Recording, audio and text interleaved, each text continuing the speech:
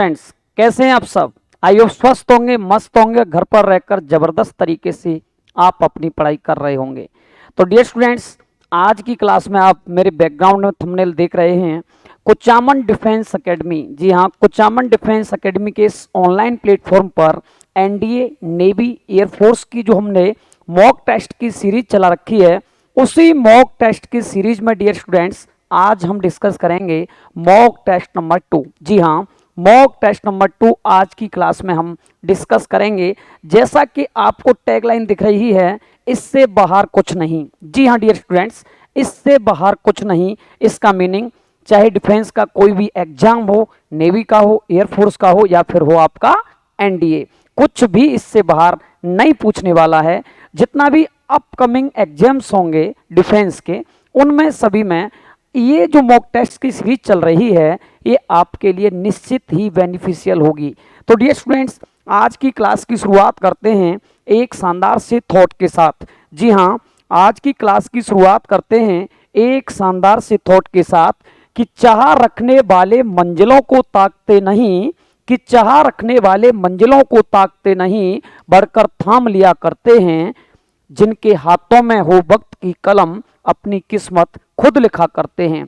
Yes my dear students, हमें अब किस्मत के भरोसे नहीं रहना है, अपनी कलम की ताकत से, अपनी मेहनत से किस्मत को बदलना होगा। तो डियर स्टूडेंट्स, चलिए आज की क्लास की शुरुआत करते हैं। आज की क्लास का पहला क्वेश्चन है 1 मेगावाट आवर। जी हाँ, 1 मेगावाट आवर किसके बराबर होता है? दैट मीन्स 1 मेगावाट आवर में कितना जूल होता है, ये आपको पूछा जा रहा है। तो डियर स्टूडेंट्स, 1 मेगावाट आवर में कितना जूल, तो मैं आपको बता दूं 1 मेगावाट आवर इक्वल टू होता है 10 to the power 3 kilowatt hour. क्या होता है? 10 to the power 3 kilowatt hour. और 1 किलोवाट आवर में कितना जूल होता है? तो डियर स्टूडेंट्स, 1 किलोवाट आवर होता है 3.6 10 टू द पावर 6 जूल। ठीक है ना? तो इनटू में 10 टू द पावर 3 ऑलरेडी था ही आपके पास, ये हो जाएगा 3.6 10 टू द पावर 9 और 6 3 और 6 हो जाएगा 9। तो 3.6 into 10 to the power 9 joule will be correct answer. इस सवाल का सही जवाब होगा D for defence. Yes my dear students, जिन स्टूडेंट्स का आंसर आ रहा है डिफेंस, वो एकदम करेक्ट है। चलिए आज की क्लास का नेक्स्ट क्वेश्चन लेके आते हैं आपके सामने। नेक्स्ट क्वेश्चन है, गैल्वेनोमीटर को वोल्टमीटर में बदलने के लिए हमें क्या करना होगा? दो कंडीशन होती हैं डियर स्टूडेंट्स, एक तो गैल्वेनोमीटर को एमीटर में कन्वर्जन करना और एक गैल्वेनोमीटर का वोल्टमीटर में कन्वर्जन करना। तो यहां पर आपसे पूछा जा रहा है गैल्वेनोमीटर का वोल्टमीटर में कन्वर्जन, वोल्टमीटर को गैल्वेनोमीटर को वोल्टमीटर में कन्वर्ट करना। तो डियर स्टूडेंट्स, मैं आपको बता दूं, गैल्वेनोमीटर को वोल्टमीटर में चेंज करने के लिए सीरीज में हाई वोल्टेज यूज किया जाता है। जी हाँ, श्रेणी क्रम में उच्च प्रतिरोध यूज करेंगे। B for border will be correct answer. यही अगर गैल्वेनोमीटर में एमीटर की बात करता तो अल्प प्रतिरोध, दैट मीन्स छोटा रेजिस्टेंस पैरेलल में जोड़ते हैं ना, जिसे हम शंट कहते हैं। लेकिन यहां पर पूछ रहा है गैल्वेनोमीटर को वोल्टमीटर में कन्वर्जन। तो गैल्वेनोमीटर को वोल्टमीटर में कन्वर्जन करने के लिए हाई रेजिस्टेंस को सीरीज में ऐड करना होगा। चलिए भाई, आज की क्लास का नेक्स्ट क्वेश्चन है, ओजोन परत हमें बचाती है।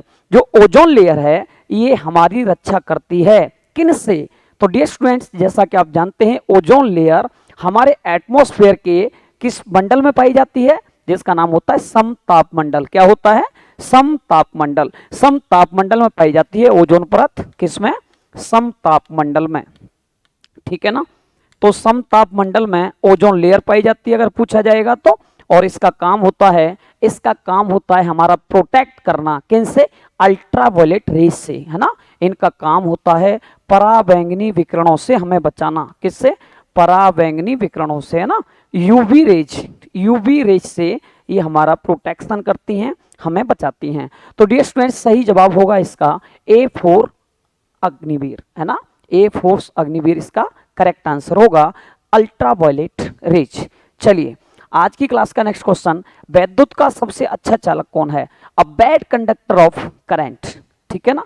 दिए गए 4 ऑप्शन में सबसे ज्यादा इलेक्ट्रॉन्स किस में फ्लो होते हैं, कौन अच्छा कंडक्टर है, कौन अच्छा कंडक्टर है, दैट मीन्स करंट का फ्लो किस में ज्यादा अच्छे से होता है। तो दिए गए चार ऑप्शन में सही होगा सिल्वर।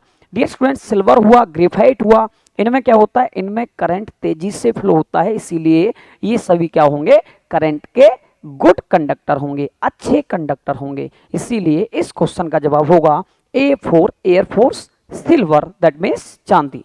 चलिए आज की क्लास का नेक्स्ट क्वेश्चन है, निम्न वैद्युत तरंगदैर्ध्यों का घटता क्रम का विकल्प कौन सा सही है। कुल मिला के वेवलेंथ के डिक्रीजिंग ऑर्डर को रिप्रेजेंट कौन सा करता है इनमें से। डियर स्टूडेंट्स, ईएम वेव्स का स्पेक्ट्रम आपने पढ़ा होगा, ईएम वेव स्पेक्ट्रम, क्या, ईएम वेव स्पेक्ट्रम। तो ईएम वेव स्पेक्ट्रम आपने पढ़ा होगा G X U B I M R, है ना, G X U B I M R, gamma rays, X rays, ultraviolet rays, visual lights, infrared, micro and radio wave. ये जो visual light होता है ये वही विबग्योर है डियर स्टूडेंट्स, क्या है ये, विबग्योर है। दैट मीन्स इधर से इधर जाने पर वेवलेंथ इंक्रीज होता है 3900 एंगस्ट्रम से 7800 एंगस्ट्रम तक हो जाता है किसका, विबग्योर का।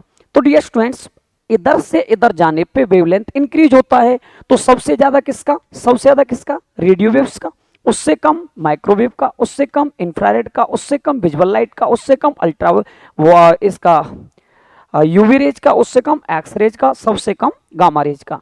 तो डिक्रीजिंग ऑर्डर को कौन सा विकल्प दर्शाता है, तो इन ऑप्शन में रेडियो वेव्स सबसे ज्यादा वेवलेंथ वाली है, उससे कम इंफ्रारेड है, उससे कम विजुअल है और उससे कम एक्स रेज है। तो इसका सही ऑप्शन जाएगा डियर स्टूडेंट्स कौन सा, 1 2 3 4, 1 2 3 4, option C for commando, C for commando will be correct answer, इसका हो जाएगा 1 2 3 4। चलिए भाई नेक्स्ट क्वेश्चन है, निम्न में से किस ताप पर पानी का घनत्व सर्वाधिक होता है।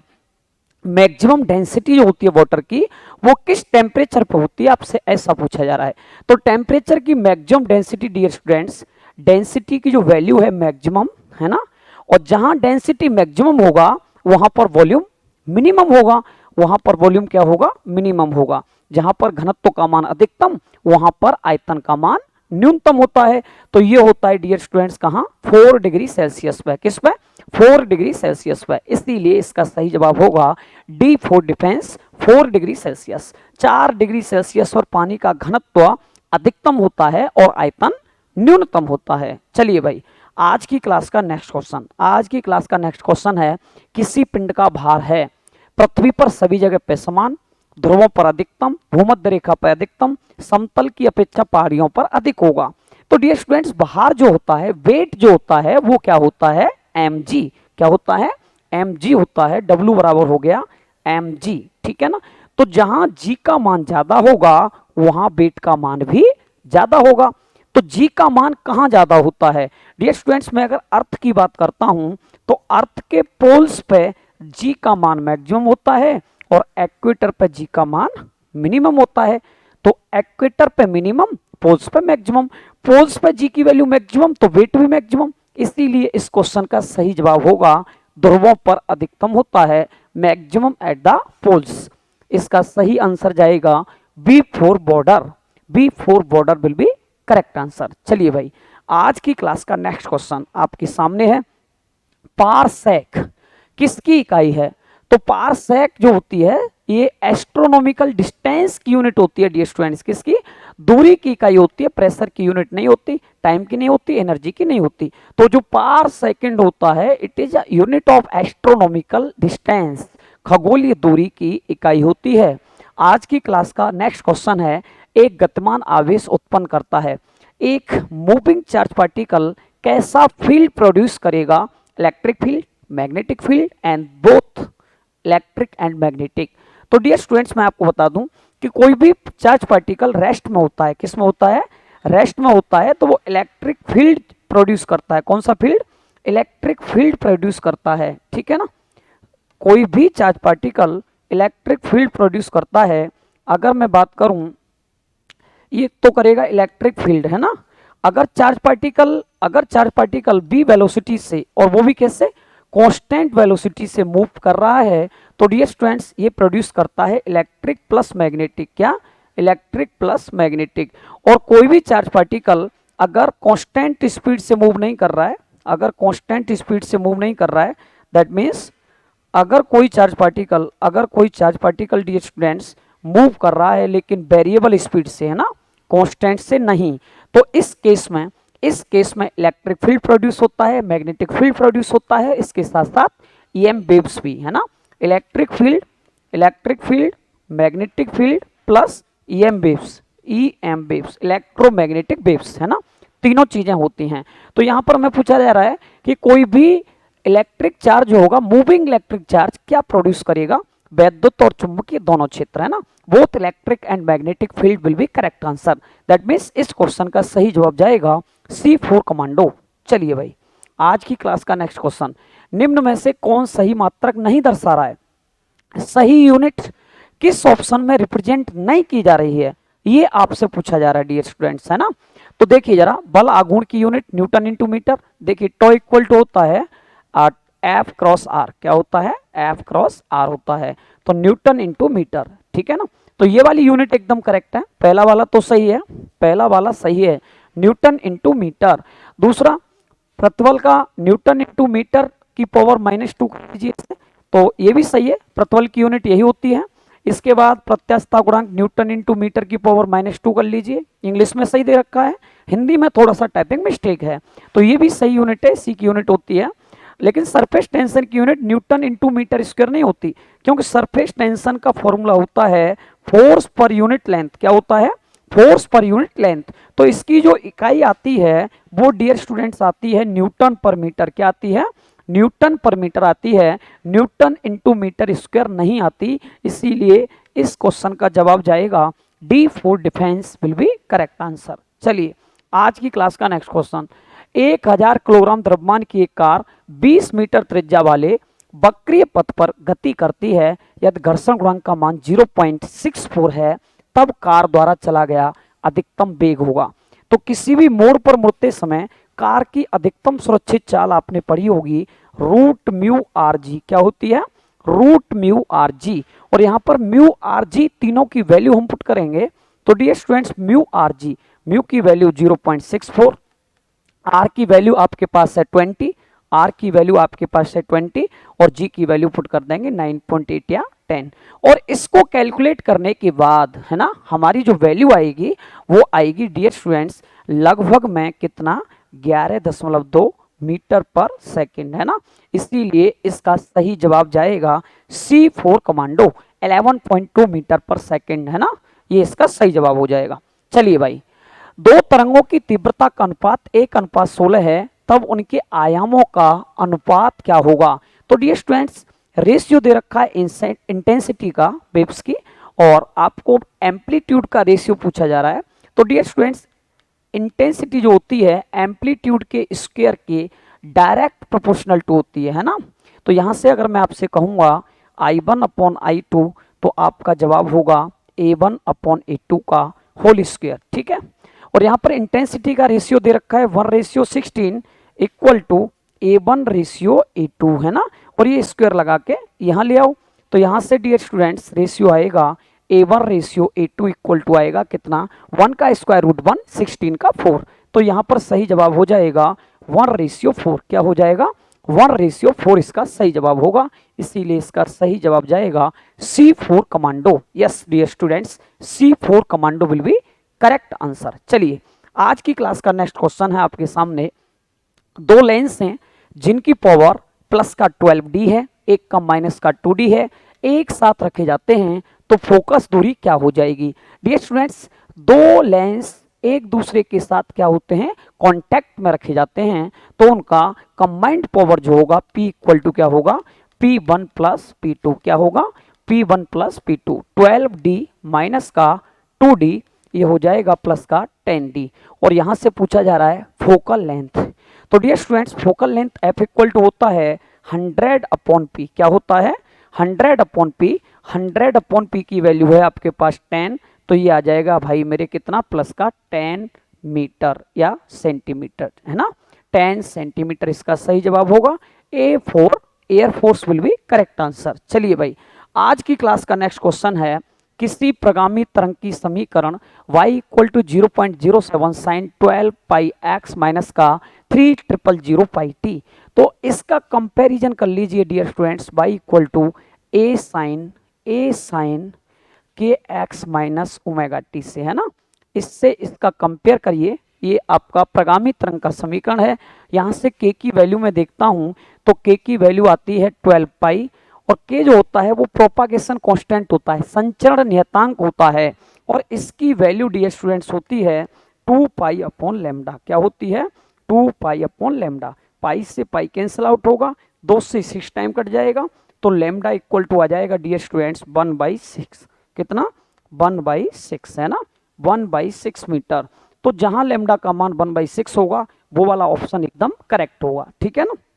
यहां से dear students A for air force will be correct answer. आज की क्लास का नेक्स्ट क्वेश्चन है आपके सामने, ट्रांसफॉर्मर कार्य करते हैं। तो डियर स्टूडेंट्स, जो ट्रांसफॉर्मर कार्य करते हैं वो किस सिद्धांत पर कार्य करते हैं? तो पहला क्वेश्चन बनेगा, ट्रांसफॉर्मर किस प्रिंसिपल पर काम करता है? तो इसका सही जवाब होगा, transformers are based on mutual induction, that means अन्योन्य प्रेरण के सिद्धांत पर कार्य करते हैं। ट्रांसफॉर्मर जो होते हैं वो अन्योन्य प्रेरण के सिद्धांत पर कार्य करते हैं, है ना। किस पे करते हैं भाई? अन्योन्य प्रेरण के सिद्धांत पर कार्य करते हैं, म्यूचुअल इंडक्शन पर काम करते हैं। दो तरीके के होते हैं, step up step down. Step up का मीनिंग है वोल्टेज को इंक्रीज करना, करंट को डिक्रीज करना। स्टेप डाउन का मीनिंग है वोल्टेज को डिक्रीज करना, करंट को इंक्रीज करना। और ट्रांसफॉर्मर के अंदर कौन सी फिजिकल क्वांटिटी कंजर्व रहती है? तो इसका सही जवाब होगा dear students, frequency, that means आवृत्ति। तो यहां पर ट्रांसफॉर्मर किस पर काम करता है ये आपसे पूछा जा रहा है। तो ट्रांसफॉर्मर ओनली एसी पर वर्क करता है। किस पे? एसी पे करता है, डीसी पे नहीं करता, इसीलिए इसका सही जवाब होगा ओनली एसी, दैट मीन्स प्रत्यावर्ती धारा। चलिए भाई, आज की क्लास का नेक्स्ट क्वेश्चन, एक वास्तविक गैस आदर्श गैस की तरह व्यवहार करती है यदि इसके जो आइडियल गैस है ना, रियल गैस आइडियल गैस की तरह बिहेव करेगी। A real gas behaves like as a ideal gas. किस पे ये करती है भैया? निम्न ताप पर और निम्न दाब पर, है ना, निम्न दाब पर और उच्च ताप पर, है ना, उच्च ताप पर, low pressure and high voltage. इसका सही जवाब होगा low pressure and high voltage. D for defence will be correct answer. चलिए भाई, आज की क्लास का नेक्स्ट क्वेश्चन, किसी स्प्रिंग के दोलन काल का पृथ्वी पर आवर्तकाल 12 सेकंड है। यदि इसे चंद्रमा पर ले जाया जाए तो आवर्तकाल कितना होना चाहिए? डियर स्टूडेंट्स, जो स्प्रिंग पेंडुलम होते हैं, जो स्प्रिंग पेंडुलम होता है, इसका टाइम पीरियड का फॉर्मूला क्या होता है? देखिए जरा, स्प्रिंग पेंडुलम जो होता है उसका टाइम पीरियड का फॉर्मूला होता है भैया T बराबर 2 pi square root m upon k। तो ये जो टाइम पीरियड होता है स्प्रिंग पेंडुलम का, ये g से इंडिपेंडेंट रहता है, दैट मीन्स g के मान पर डिपेंड नहीं करता। तो चाहे इसे आप चंद्रमा पर ले जाओ, चाहे किसी दूसरे ग्रह पर ले जाओ, कोई फर्क नहीं पड़ेगा, जितना टाइम पीरियड पहले था उतना ही रहेगा। तो पहले कितना था? 12 सेकेंड, तो अब भी कितना रहेगा? 12 second, that means option B will be correct answer. चलिए भाई, निम्न में से किस भौतिक राशि का न तो मात्रक होता है और ना ही विमा होती है? ऐसी फिजिकल क्वांटिटी आपको सेलेक्ट करनी है जो यूनिट लेस हो एंड डायमेंशन लेस हो, विमाहीन हो, मात्रकहीन हो। तो डियर स्टूडेंट्स, दी गई चारों ऑप्शन में से रिलेटिव डेंसिटी जो होता है, ये रिलेटिव डेंसिटी क्या होता है? रिलेटिव डेंसिटी का unit less and dimension less होता है। इसका ना तो कोई मात्रक होता है, ना ही इसकी कोई विमा होती है। चलिए भाई, एलसीआर सर्किट में आर की वैल्यू दे रखी है 10 ओम एंड इम्पीडेंस प्रतिबाधा दे रखा है 20 ओम। तो विभव और धारा के बीच का कोण पूछ रहा है। डियर स्टूडेंट्स, एलसीआर सर्किट की मैं बात करता हूं तो पावर फैक्टर जो होता है, क्या पावर फैक्टर जो होता है वो होता है R/Z। क्या होता है? R/Z। यहाँ पर R जो है रेजिस्टेंस वो कितना है? 10 ओम, और आपका इम्पीडेंस कितना है? 20। तो क्या बचेगा? 1/2। अब हम चेक करेंगे कॉज में 1/2 कितने की वैल्यू होती है? तो वो होती है भैया 60 डिग्री की। कितने की? 60 डिग्री की। C4 commando will be correct answer. चलिए भाई, आज की क्लास का नेक्स्ट क्वेश्चन है, निम्नलिखित में से किस प्रक्रम में किया गया कार्य आंतरिक ऊर्जा में कमी के बराबर होता है? डियर स्टूडेंट्स, वर्क डन है ना किसके इक्वल, इंटरनल एनर्जी में चेंज के इक्वल किस में होता है। तो फर्स्ट लॉ ऑफ थर्मोडायनेमिक्स याद करिए आप, फर्स्ट लॉ ऑफ थर्मोडायनेमिक्स क्या होता है, ये होता है भाई क्या, आपका होता है del W plus del U. कुल मिला के जो हीट होती है वो वर्क डन और इंटरनल एनर्जी में चेंज के सम के इक्वल होती है। तो अगर मैं इसको जीरो कर दूं तो देखिए जरा, del W plus del U है ना, यहाँ से वर्क डन जो निकलेगा वो कितना आएगा, माइनस का डेल यू। तो डियर स्टूडेंट्स जो वर्क डन है वो इंटरनल एनर्जी में डिक्रीजिंग या कमी के बराबर है, लेकिन इसके लिए डेल क्यू का मान क्या है, जीरो। और डेल क्यू जीरो किस प्रोसेस में होता है, किस थर्मोडायनेमिक सिस्टम में होता है, एडियाबैटिक में। किस में, एडियाबैटिक प्रोसेस में डेल क्यू क्या रहता है, जीरो। कुल मिला के बॉडी एंड सराउंडिंग के बिटवीन हीट का कोई ट्रांसफर नहीं होता है ना, कोई आदान प्रदान नहीं होता। चलिए भाई आज की क्लास का नेक्स्ट क्वेश्चन, उत्सर्जकता की विमा क्या होगी, dimension of emissive power. Emissive power का डायमेंशन क्या होगा, ये आपसे पूछा जा रहा है। तो डियर स्टूडेंट्स जो एमिसिव पावर होती है, जो एमिसिव पावर होती है, अगर मैं एमिसिव पावर की बात करता हूँ तो एमिसिव पावर होती है energy per unit area per unit time. क्या होती है, energy per unit area per unit time है ना। तो यहाँ पर एनर्जी का यूनिट क्या होगा, एनर्जी का डायमेंशन क्या होगा, ml/T-2 है ना, ml/T-2। एरिया का डायमेंशन क्या होगा, L2, और टाइम का डायमेंशन क्या होगा, T।